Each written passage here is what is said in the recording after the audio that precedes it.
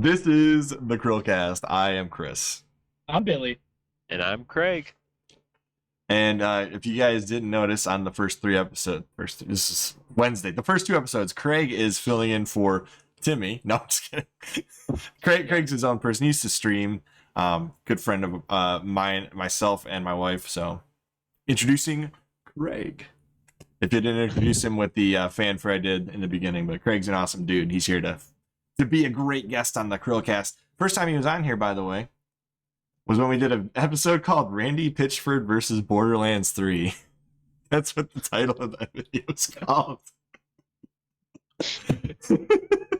It's the that oldest. was a very interesting situation. It really was. It was like every time he would say something, he was like hurting Borderlands 3. It's just stop talking, man. Just like don't talk anymore. Just let I was Borderlands waiting 3 for Joe come out. Biden to step in and be like, stop talking, man. Yeah, right? Anyway, that was a podcast 90 episodes ago Craig was on, and here we are 96 episodes later. So we're going to be talking about Bethesda. And before we do that, Billy, give the spiel about your channel. That's not your channel, that's Bethesda. Let me find your channel. Tell everybody about how you've been with Bethesda. First, before anything, I love how you said Craig was his own person. And you're just like, yeah, there's Craig down there. He's his own guy. I practice my own autonomy. I make things. Reactions and video game videos and all that stuff on my VISNAWesome channel. Right now I'm working on a really big project, so I've been away from VISNAWesome. Working on a really cool D&D, like, online, half-animated, like, dramatized version. Hello, Chris.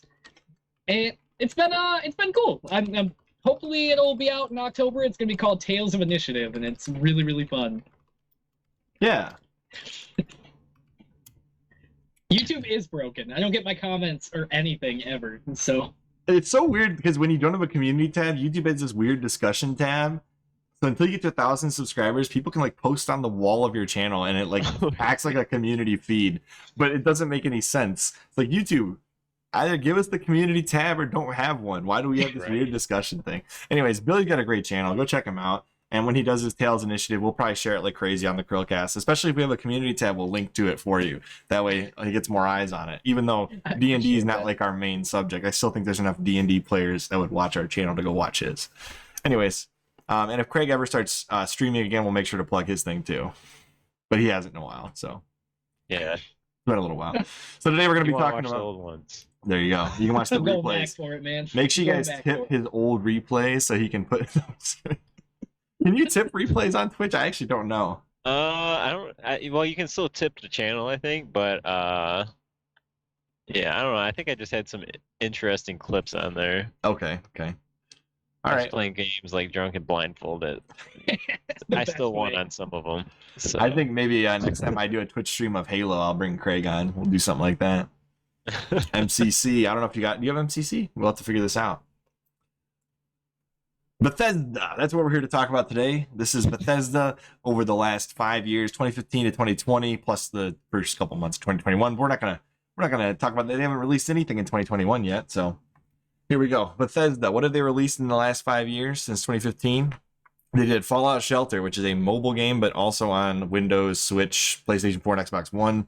Don't know if any of you guys ever played it. It's kind of a weird game. Kind of a like a base game where you have like your shelter and you're defending it.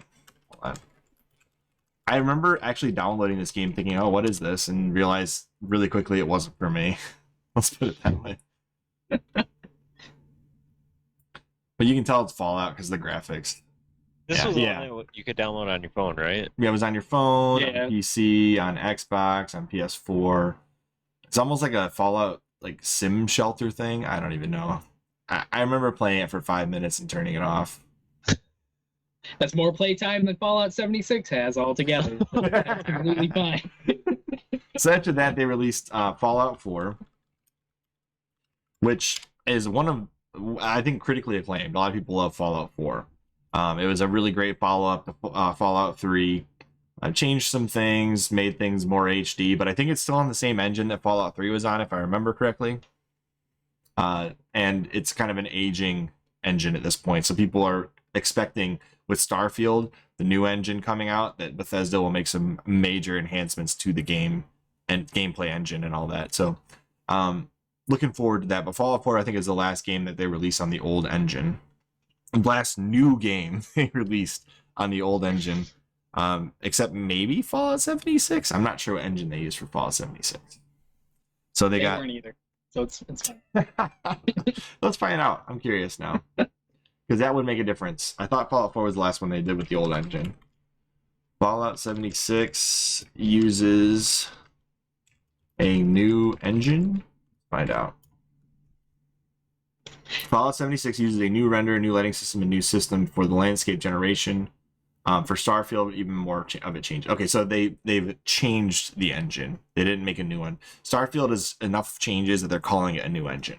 Kind of like how Slipspace for Halo Infinite is supposed to be a new engine, despite the fact that it's still based on the old engine. Does that make sense? So like if you make enough changes to the engine, it's considered a new engine. So Bethesda did Fallout 4. And then after Fallout 4, we got Elder Scrolls 5 Special Edition, because Skyrim was already out. It was on the 360 and the PS3, barely. And then after Skyrim, they had Skyrim VR, 2017. Fallout 4 VR in 2017. Fallout 76, 2018. That's the last new IP. Oh no, I take it back. Elder Scrolls Blades in 2019. That is technically a new IP, but it's a mobile game, so really does it count? I don't know. Really winning these last 3 years. It's on the Switch. They're killing it. So what does Bethesda have coming out? This is Bethesda Game Studios proper, not Bethesda as a whole, like ZeniMax company, right? We're talking about Bethesda Game Studios proper, which is its own subsidiary of Bethesda / ZeniMax. Bethesda Softworks, right? Which Bethesda Softworks does, I believe, all of the games. So you've got, let's see here, Deathloop, the Doom series, Wolfenstein, Prey. That's not what we're talking about. We're talking about Bethesda Game Studios, the makers of Skyrim, Fallout, and those types of games. So their new IP, the first new IP they've ever worked on since, because they did Elder Scrolls and Fallout. Fallout 3 in 2008 was the last new IP they did, because they had acquired the old Fallout IP and turned it into its own thing with Fallout 3. Since then, the first new IP they've made is Starfield, which, if you haven't seen the reveal, is going to be a kind of a new space exploration game. And then they also have Elder Scrolls 6 coming out with a working title, I think Redfall. I think that's the rumored title. We talked about this earlier. But Starfield is the one everybody's interested in, because before they've got like the post nuclear Fallout game, right? And you've got the medieval RPG in Skyrim and Elder Scrolls games, right? So this is space exploration is the idea. And in the announcement trailer, they show you in space, essentially. Let's see if we can get this to play. Here we go. And they didn't show much.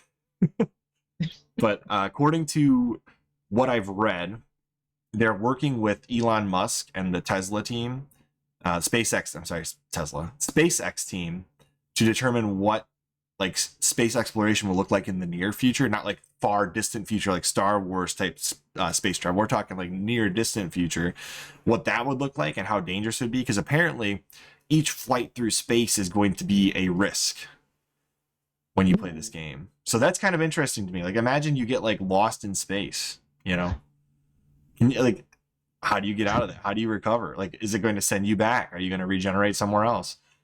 Imagine you didn't bring enough things with you to go to a planet that doesn't have enough stuff to sustain life. You know what I mean? Like, every piece of space travel would be a risk. So I'm curious to see what they do with this. Yeah. You know what I mean? That's so interesting, man. That's so cool. That is kind of cool. So that's some of the hints they've given. Is like, we're working with SpaceX, but it's still got to be gamified, right? You don't want to end up with Red Dead Redemption 2 where everything's too realistic. Yeah. In my opinion, to the point where some of it's not even fun. What if this is how they select future astronauts? Can you calculate the risk? Come on. Elon's like, well, this player beat everything we threw at him, so... That sounds like a real Elon thing to do, though, honestly. Like, here's the application, guys. We're going to pay him in Dogecoins. Oh my gosh. I'm just thinking, like, out loud. Like, can you imagine... if Bethesda nails this, like, they didn't do with Fallout 76. Can you imagine what this game's going to look like? Like Starfield. It'll be what Mass Effect's exploration could have been like. Yeah, I really hope if they do a really good job with it, I hope that it would like influence further space RPGs and further like space, because like right now space games are kind of like, there hasn't really been like a really really strong one in a while, and I think this would like really start putting it back on the map if they don't Fallout 76 it, but I'd be really excited. There's a couple screenshots that leaked. I just want to show it to you guys real quick. Starfield screenshots leaked. It's just a picture of the stars. No, this is images. I'm in news images. So this is one of them that kind of leaked. Oh, it's not showing big. There we go. Still not showing big. Let me find this. Copy image address. People are trying to speculate on this because it still looks like futuristic, but not that futuristic. You see that? Like it's kind of got like a ship in the background, and the hardware the guys got on almost looks like a evolution of the current astronaut suits. Yeah. So like that's kind of where some of the speculation's coming from. Anyways, that's keep going. Really interesting. No, that's good. It looks good too. Yeah. Looks clean. I'd like to.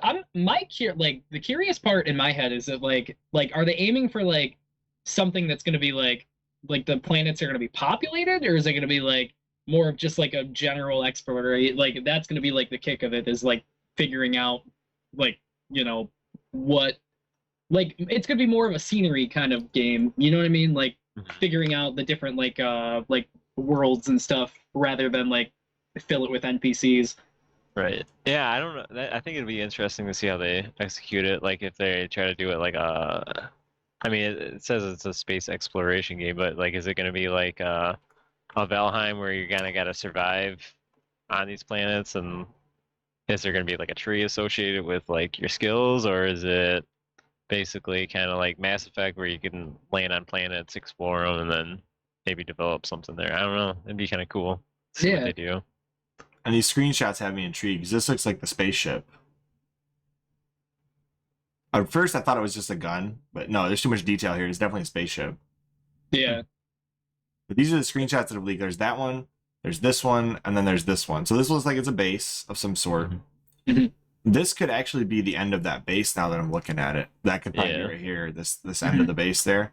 Then this ship, my goodness, this looks nothing like the Normandy in Mass Effect.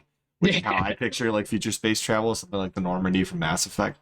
That looks slick, but also like rugged, like grungy almost. Like I don't know, it looks futuristic, but also at the same time, it looks like it borrows pieces of current history. It's a drop ship from Halo. Go back one screenshot really quickly. Is that a shotgun at the bottom, like on the right side? No. Like that little, oh yeah, you're right. That is a little gun. I take it back. It's either a short. Yeah, it is. That's interesting. Yeah, it's on That's here too. It's exciting. Yeah. See, now I'm curious, man. Shotguns like, why you in got space. shotgun? Like, what? This is cool. I'm with it. I mean, I would think, has Bethesda done a shooter yet? Like other than Fallout, like a standard shooter? I mean, so. Because there are guns in Fallout, right? like Doom, kind of. But, Yeah, but Doom's not this. Yeah. This part of Bethesda. Yeah. A different part of the company, like it's id Software, is the part of Bethesda that handles Doom, right? So this is Bethesda Game Studios. This is the company that only handles Western RPGs. But no, I mean nothing besides Fallout. So I wonder, like you said, the skill trees, or will it be essentially a third-person shooter? Like that would be interesting because Bethesda doesn't usually do that type of game, right? They would normally, maybe they'll do questing. Maybe it'll be like Mass Effect, except like a deeper version of it gameplay wise. This could work for what was it? The First Contact Wars, isn't that in this game in Mass Effect? Oh man, that would be so. Imagine cool. this could be like a spiritual prequel to the Mass Effect series. It'll give everybody what they wanted with Andromeda. It'll be so cool. But yeah, this is one of them. And then Elder Scrolls 6, like, where do they go after Skyrim? Because they've literally been re-releasing Skyrim for 10 years. I expect, Elder Scrolls 6 to be released for 20 years straight, but, Yeah, it's Yeah. it's gonna be interesting for sure. I mean, they got if it's like Redfield, it's probably gonna be with the Red Guards. I'm assuming. Did you say Redfield or I'm gonna look up this working title because I put down Redfield in the outline I sent you, but I think it was Redfall, not Skyrim. Elder Scrolls. I know a lot of people were talking about like Red Guards or the Red Guard is where it would go next. I agree. Yeah, with you. I would assume that that's probably the next. Redfall. So they trademarked Redfall. Yeah, That's so probably that's what it probably. I would assume it has to do with Red Guards and their story. Oh, and the other thing, what do you guys think with the Microsoft acquisition? What are they gonna end up doing with Starfield and 6? Will we get it on PlayStation or will it be a PC and Xbox exclusive?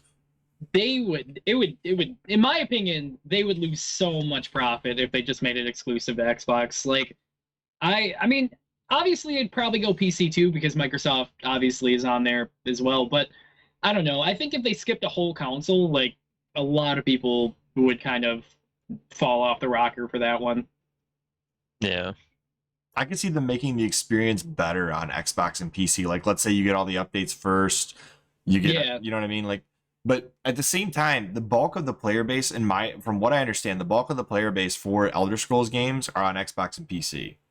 PlayStation severely hindered the experience on Skyrim by limiting mods and access to mods, whereas Xbox kind of left it open. So if you're a really big fan of the Elder Scrolls series, the expectation would be that you would want to play on Xbox or PC anyways because you like the modding community. If you're just there for the base game, fine, whatever, have your cut on PlayStation. But I think you're losing some of the experience by not having the mods, the ability to have mods. I agree with you with that. I think it's like a lot of it. I don't know because I know mods were like not new per se. Like PC users were using them forever, but like the integration of them going forward with them putting the mods on like these systems, I think it will become the standard, and I think a lot of people will jump onto the Xbox and the PC for that in the future. But there's still, trust me, man, there's still like a good little group of PlayStation users that would, I still think would jump on the base game. Like if I don't know, it's gonna be rough with the new console generation. Like it's gonna be something to see, I guess. Yeah, 59% of the original Skyrim release were Xbox 360. Oh, but to be fair, nobody had a PlayStation 3 at the time. This game, I mean, well, no, I mean, I don't know. You remember how much they started selling that boy for? No one bought that right off the bat. Yeah, 10 million copies on Steam in 2011. So I mean, I really think Skyrim is more of a Xbox and PC game than it is a PlayStation game, and kind of goes the same way with even with Switch. I would imagine it sold pretty well on the Switch, but it probably still didn't beat PC and Xbox. So Microsoft acquired them? Yeah, they bought all of ZeniMax. Microsoft bought all of ZeniMax. I didn't know that. Okay. So like Microsoft, kinda, I don't know. Like, yeah, I'll help really refresh weird you that here. they would kind of not really manage patches as well on PlayStation as they do on Xbox. I could see them doing it, but I don't know. I think that integrity has a little something to do with some of this. 7.5 billion was what they paid for them. So Bethesda, let's see here. So The Verge has it, but essentially Microsoft owns Doom. They own the Elder Scrolls games. They own Wolfenstein now. Basically, all the shooters that my Xbox already excelled at, they bought all of those studios. Fallout, and they haven't done anything with them. Dishonored, So Prey, sad. all of these games are now owned by Microsoft. Yeah, hopefully that's not like the Halo series where it goes down that road. So this could affect the future Elder Scrolls releases, but really, realistically, like I said, the most people were playing these Skyrim and Fallout games were on PC and Xbox to begin with, because a lot of people on PC like the mods, and then, I mean, Western games are more popular on Western consoles. So Makes sense. there's a lot less. Let's put it this way: I do know this: Japan buys a lot less copies of Fallout and Skyrim and Elder Scrolls than the US and Europe do. Yeah, that's fair. The Japanese do favor JRPGs. Understandably. Like European and American consumers prefer Western RPGs. Not 100%, more so than like it's first person shooters too. Like standard first person shooters like Halo sell much better in the US and Europe than they do in Japan. Now there's people like our friend Nerd Talk, Dan from Nerd Talk, that like Halo and live in Japan and try to find the game and have a very hard time finding it because it's very hard to get an Xbox in Japan. But overall, that tends to be the case. Like Western RPGs sell better in the West, JRPGs sell better in the Japan and the Asian countries. But that's it's just sales. As far as it goes, though, I don't think Microsoft will limit Elder Scrolls 6. They may limit Starfield. I could see that. Yeah. I could. It's not like a title that's like, I don't want to say huge, but like it's not one new. that people are expecting to It's be a new on. IP, right? Yeah. Or maybe they'll put like Master Chief aesthetics available to Xbox owners. See, that would be cool, man. Like that was like Or Doom. Doom guy now. Yeah, that would be a really interesting addition. Like I would like that a lot. They're just gonna merge all the universes into Starfield. Buy the Master Chief expansion. Buy the Doom guy expansion. Visit hell. If I go out in this quadrant, I'm in the Halo universe. Anyways, you guys have anything else you want to say about this? I just want to add one thing. Like, just while we're on Bethesda, if you ever had Todd Howard on the show, like, the only thing I ever want to ask him is why Bethesda games get their release dates pulled like one day before, and then they just launch the game. Because What? yeah, no, I just want to jam that in there for 1 second because as somebody that used to work as a retail manager, we had like a panic attack when Fallout 76 was released because it was supposed to come out on February or whatever date it was. I think it was like the 14th, and they released it like 2 days before on like a Monday when everybody was like, there was like one guy working at everybody's store ever, and just the panic attack that they gave to everybody, like, please, Todd Howard, just come on the show. I just want to talk Bethesda with you for like 2 seconds. Is that Please. like, has anybody ever talked about this before online?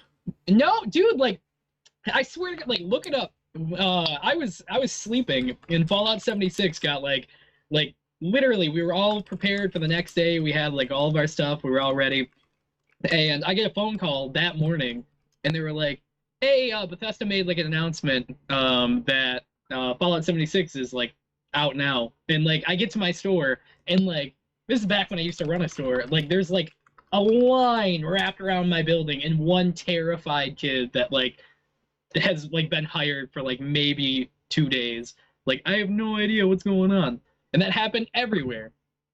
Oh my gosh. The studio didn't officially acknowledge the apparent early launch either. What the heck? I told you, man, it was a real thing. Like, and look, it was even in November, like right around Black Friday. Like, really scary times, man. Oh my gosh. That's nuts. I don't think anybody, I don't remember that even being Good covered on surprise any. for gamers, bad surprise for the retailers. The one kid working at the time that like peed himself. Of course, then you've Why- got, Why are there 400 people outside the door? then you got places like Walmart where they're like accidentally release things early, like, oh, it's up on the shelf a day early, and people are like, hey, look, that's supposed to be out tomorrow. I'm gonna buy that today. Walmart's like, we don't care, man. It's gone. We Yep. sold out. All right, guys. Well, for this episode, as always, I'm Chris. I'm Billy. And I'm Craig. And Todd Howard managed to sell Skyrim to Microsoft. And we will see you. On the next CHRILLCAST. Bye, guys.